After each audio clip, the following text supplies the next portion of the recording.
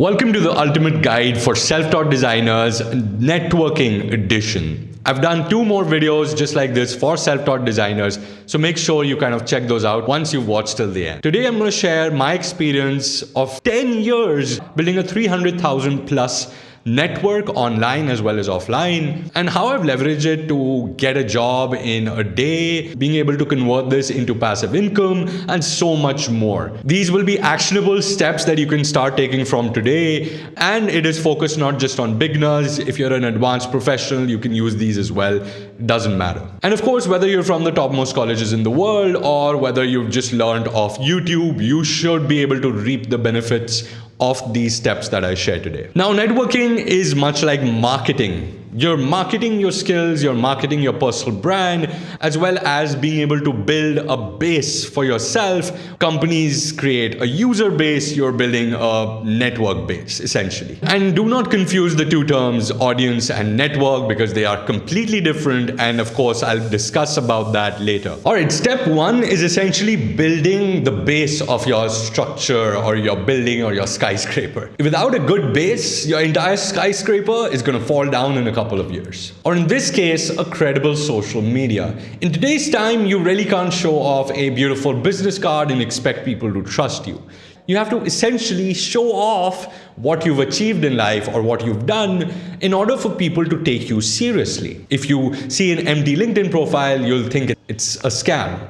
But if you see a LinkedIn profile like mine, where I have all my achievements laid out, I have the number of followers that follow me, I have good content put out, I also have a history of my education and what I've done as a career. Now, I've also written out things that I do and I'm passionate about for people to get to know me better without having to talk to me. Now, you'll find some of the biggest design leaders and influencers right now who are actually really building their network, a solid network. They have all these amazing profiles with great descriptions, credible descriptions. Credibility to me is like going into someone's house and seeing a bunch of trophies and medals and knowing that this guy does something really good. You already trust that person. You already feel like that person has achieved something in life. And based on that, you will want to network with them even more. I mean, it sounds a little shallow that you're networking with someone based on their achievements, but we're in a world where we really can't trust anybody without seeing their achievements. So hey, go with the flow. I mean, if this works for the people like me, and it can definitely work for you as well. To see how you look online, you can always Google yourself or try and searching for yourself on LinkedIn, Twitter, etc. So if they're on Twitter, make sure you have a good Twitter profile. If they're on LinkedIn, make sure you have a good LinkedIn profile. Having multiple good profiles across will help you also stand out on Google search as well as AI, and it will help others study you before they reach out to you or network with you. The importance of having multiple platforms or multiple profiles means that you can show off a different side of yourself on different platforms. Instagram definitely is a little more personal, but you can showcase your work as well as your behind the scenes. LinkedIn is more your professional achievements. YouTube is more content like this, and so on and so forth. I mean, there are so many networks these days, so many platforms these days that you can utilize them. Also, make sure you highlight your credibility. Oftentimes, people just write a paragraph. It sounds credible only if you read it through. Make sure whatever you're showcasing is up front and is in the first fold, so people can just open something and immediately see what your credibility is without having to scroll, without having to deep search into your profiles. The trickiest thing about credibility is that you have to build credibility, and to build credibility, you need a network. I'm sure that's a question you have in your mind. But as a beginner, you can build a network of people of a similar level as well. If you share, say, a certificate online, whether you've taken a design course or whatever it is, people who have taken that course or who are at your level will want to follow you. If you're in college and you're sharing you're attending a design event as a college student, other college students will want to follow you. So no matter what level you are at, whether you're in school, college, university, whatever it is, you can build a solid network. The level of your network will depend, of course, Over time, you can build upon your credibility and the level of your network will increase as well. In my network, you'll find a lot of people who are CEOs, CTOs, etc. In a developers network, you'll find more developers and so on and so forth. The list just goes on. So if you're a college or university student, you can do the same, but more with university students or beginners in junior roles, so as to say. Again, that's not bad at all. These university students are also growing with you, and that's a benefit for you because they're the right kind of network to build at your level. All right, so the next one is a bit of a hack, but it actually stems from my own experiences. I've hosted so many design events all across India, online, worldwide, etc.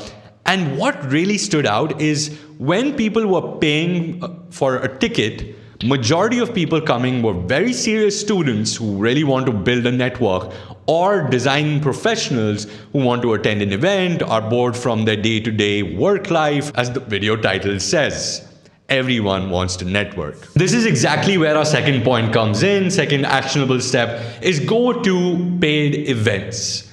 Paid events make sure that the crowd that is coming there is, of course, serious about networking.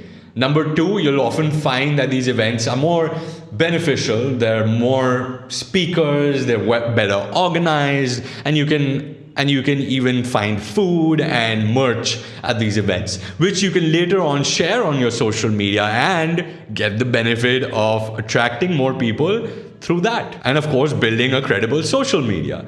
Paid events are happening almost in every city. Even in smaller cities, you'll find at least one event every 3 months. And the hack is very simple. Most of these events have name tags given to people. So if there is a person named Punit and you want to talk to them as Raj, how do you approach them? Hey, I see that your name is Punit. Hi, I'm Raj. I'm a UX designer at this company. Are you a UX designer too? Oh, you live nearby, or are you from another city? See how I was instantly be able to capture their attention and start a conversation without having to try and start a conversation, because the name tag's there. It's easier to do it because people are eager to network, and you have a comfortable environment where everyone is doing exactly that. So you won't even feel awkward even as an introvert. Now, events happen at all levels. There are colleges and universities who want to attract more students that are hosting these events. Of course, there are professional events which are a little more expensive, something like UX India, for example. And of course, you have online events. So in case you are not able to make it to a physical event, you live in a remote part of the country, or you're just someone who doesn't want to spend money on it right now, you can always do it the free route. The next one is, of course, free. So let's transition into something a little more free, a little more accessible, is to get into or integrate yourself into groups. Of course, online, it's not very organic. You have to join a group separately. You often have to find something. You rarely know what to share on these groups, and you're just looking at what other people are doing. However, if you truly want to network, there are some really fun and easy ways to get around groups. First of all, find the right groups. You'll be surprised how amazing Facebook groups are. There are a lot of Facebook groups which are very active. You'll see posts by multiple users every day, and it's actually monitored. So you won't find random posters or videos there. You'll find actual useful content and people who are actually willing to contribute to the community. Now, often sharing a work here is a great idea. And if you type in, give my recent work feedback, it's going to get you a lot of comments, a lot of engagement on that one post in that group. And essentially you're networking with people who would give you the same advice in real life. Here it's just behind the screen. This also helps build trust. If you're someone who often shares useful things on that group, things which are not selfish, also balance out this work sharing with actual useful content. Maybe share articles, maybe talk to people, start a discussion, endless ways of doing less selfish tasks on the group where you're asking for less, you're giving more. Now, once you've built that trust, once people know that you're active on the community, they know your name, and sometimes you even get like a little tag right next to your name to build trust, you can then ask for opportunities from that group. Hey, I'm looking for a new job. I hope you guys can connect me with someone who's looking to hire. That way, you're trusted. people know your work, and now they can actually recommend you to someone. Groups are super helpful and they're closely knit. So most people will remember your name as well. Of course, don't spam in these groups. Maybe post every 2-3 days so that you don't get banned easily, because there can be tough criteria and some rules on this group. So make sure you read through them. Some good platforms where you can find these groups are Contra, Twitter. Twitter groups is a thing. Yes, there's an actual dedicated tab to that. There's Facebook groups. Once again, very dedicated tab where you can actually find groups, and it's easy to search on this platform. You don't necessarily have to find a UX group. You can find a Figma group. You can find an Adobe group. You can find a UX writing group. There are many groups that you can join. There's Peer List, which is relatively new. That means you'll find newer people who are interested in that platform. And of course, you have other platforms like Product Hunt, Reddit, and more niche platforms and forums as well. And each platform, like Framer, Figma, etc., have their own communities as well. If you search for framer.community, it's an entire website dedicated to their community and for people to network and share their work. So these are just few off the top of my head. I'll post others if I find them. Sharing your work is the easiest hack to build a network. Sharing your work attracts network instead of you going out to build a network. This is easily one of the best ways to do it, because one, you are building a community on your own rather than depending on someone else's. And creating content is so fruitful. It helps you learn new things as well as share your content online. This could be as simple as sharing your work in progress on LinkedIn, or sharing a cool interaction you made on Behance or Dribble. No matter which platform you choose, you will find a good network of people organically. You can use hashtags and relevant tags on these platforms in order to attract people of that similar interest. Now, here is where the difference between an audience and a network comes into play. An audience is often someone who's just viewing you, likes your work, but might never actually network with you. They might never break that barrier. However, if you have 100 people who are an audience, maybe out of them, 10%, which is a good number, might convert into a network. So when you're creating an audience, when I say share your work, share content like this, share your ideas online, you might not be building an audience, but you're attracting a network, which is of course converting from that audience. So it's like selling a product. Not everyone who looks at the product will buy it, but out of all the people who look at the product, some might try it, and then some of them might buy it at the end of the day. So it's the same concept. The next one's actually not really an action, but something that you need to ask yourself. Is your location hindering your network? Now, I've asked many professionals in the field. I've met so many wonderful people at the top of their careers.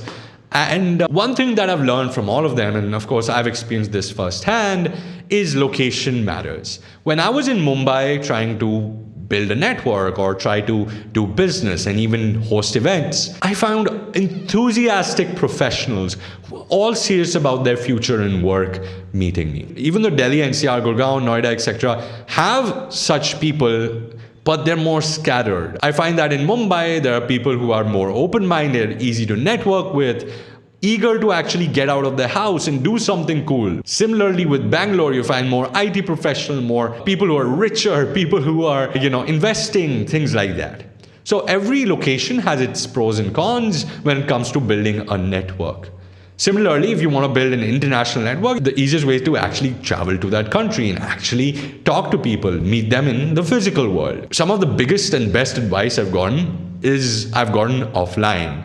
So again, city does matter. If you're living in a smaller town, I encourage you, just for a year, take up a job or a freelance gig or something in that city, or live with one of your relatives or something, and get to that city. Within a month or two, you'll get to know why I am recommending that and why so many other people and professionals recommend that too.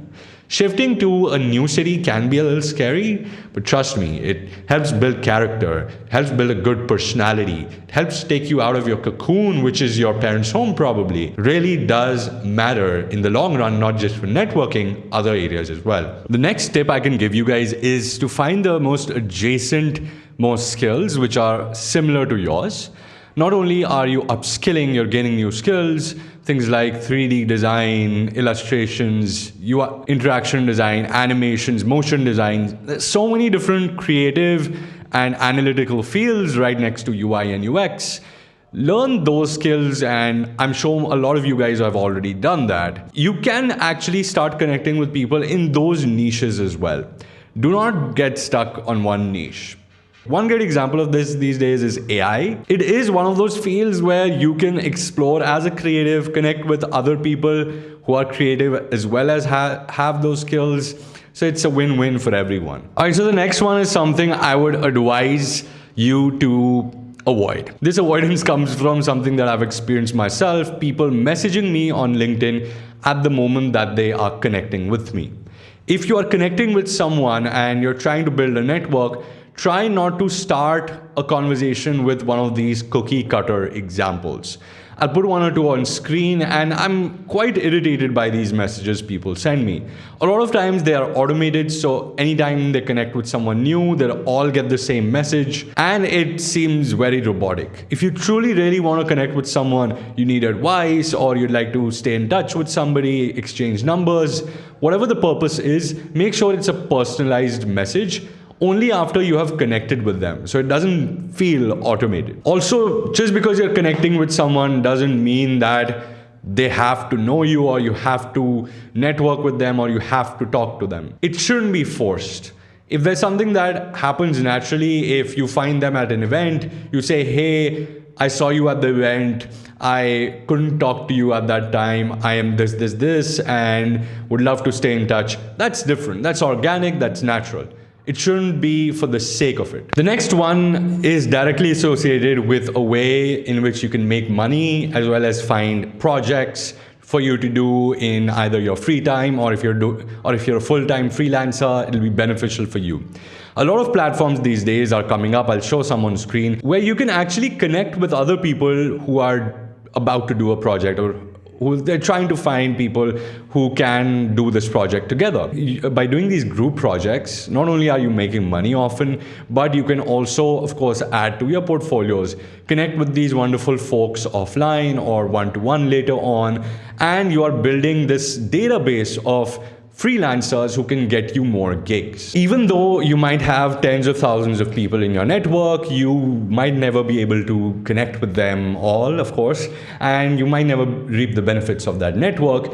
In case you do not do this one thing, you are missing out on networking if you do not take initiative for doing things. So whether it is hosting your own workshop with a bunch of other folks you met, or creating a WhatsApp group where you guys can all connect with.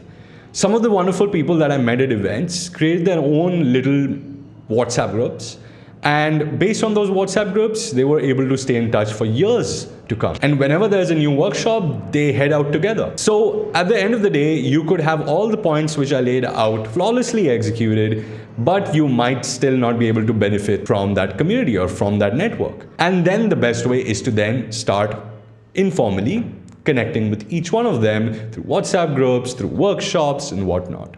Sometimes being able to do something on your own, maybe like a little workshop on your own, you are able to organically build these networks without even knowing. You can often be a leader of your network as well. So network leadership can be something that you can really take part in. It's not really an official term, but I'm coining it today. It's called network leadership. If you're someone who has a lot to offer and people come to you for those offerings or for the wonderful things that you have to say, you indirectly become their leader of sorts. Alright guys, that is it. I mean, I've basically covered everything. There are a few aspects of networking like cold outreach, which I've basically kept out of this video. I think things like cold outreach and stuff like that, I don't think there's much benefit to it. For professional reasons, maybe yes, but not for networking for sure. Again, if you are interested in watching the entire series of the Ultimate Guide for Self-Taught Designers or Ultimate Guide for Designers, make sure that you head over into the description, or I'll have it here somewhere on the screen as well. All right, guys, thank you so much. Until next time, take care. God bless.